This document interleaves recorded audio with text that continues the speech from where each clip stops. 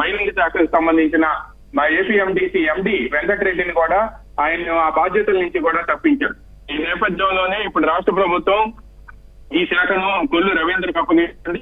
నాదేళ్ల మనోహర్కి మాత్రం food and civil consumer supplies ఈ శాఖను కేటాయించారు. మాత్రం జనసేన నుంచి ముగ్గురు, బీజేపీ నుంచి ఒక్కడు, మొత్తం నలుగురు కేబినెట్ లో ఉంటే ఈ నలుగురికి కూడా దాదాపుగా కీలకమైన శాఖలు అప్పగించినట్టుగానే మనం పరిగణించాలి. అదేవిధంగా కందులు దుర్గేష్ కు మాత్రం టూరిజం తో పాటు ప్రధానంగా సినిమాటోగ్రఫీని కూడా ఆయనకి అప్పగించారు. ఇక నారా లోకేష్ మాత్రం శాఖ వచ్చింది. ఇక వీటితో పాటు 2014 నుంచి 2019 వరకు కూడా మున్సిపల్ అడ్మినిస్ట్రేషన్ ఆయన చూశారు.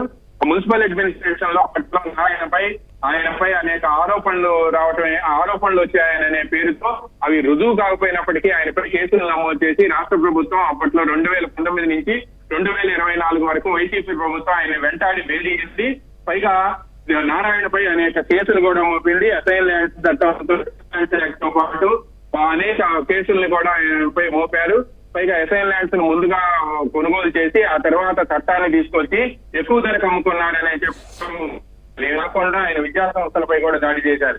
బట్ మళ్ళీ ఈసారి చంద్రబాబు నాయుడు మాత్రం ఆయనకు మున్సిపల్ అడ్మినిస్ట్రేషన్ డిపార్ట్మెంట్ ని అప్పగించారు. అదేవిధంగా మరికొన్ని కీలకమైన శాఖలు కూడా వాటర్ రిసోర్సెస్ డెవలప్మెంట్ అంటే ఇరిగేషన్ శాఖను కూడా ఈసారి డాక్టర్ నిమ్మల రామానాయుడుకి అప్పగించారు.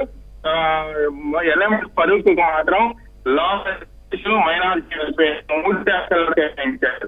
నిమ్మల రామానాయుడు కూడా చాలా కీలకమైన ఇరిగేషన్ శాఖ కేటాయించారు. పైగా ఆయన ప్రాతినిధ్యం వహిస్తున్న జిల్లాలోనే పోలవరం ప్రాజెక్టు ఉండడంతో ఇది నిమ్మల రామానాయుడుకి మాత్రం ప్రతిష్టాత్మకంగా మారింది అని చెప్పవచ్చు.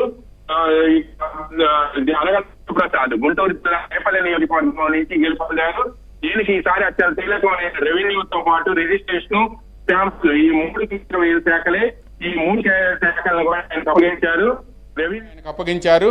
రెవెన్యూలో చాలా చేయాల్సిన పని చాలా ఉంది అని చెప్పి చంద్రబాబు నాయుడు పదే పదే చెబుతూ వచ్చారు. నిన్న కూడా చెప్పారు. ఈ నేపథ్యంలోనే ఆయనకు రెవెన్యూ శాఖను అప్పగించారు. ఏపీ ల్యాండ్ టైటిలింగ్ యాక్ట్తో పాటు అనేక కీలకమైన అంశాలన్నీ కూడా ఇప్పుడు ఈయన చేపట్టాల్సి ఉంది. ల్యాండ్ టైటిలింగ్ చట్టాన్ని రద్దు చేస్తూ నిన్న చంద్రబాబు నాయుడు ఫైలుపై సంతకం చేశారు. దీనికి కేబినెట్లో ఆమోదం తెలిపి ఆ తర్వాత శాసనసభలో ప్రవేశపెట్టి దీనికి ఆమోదం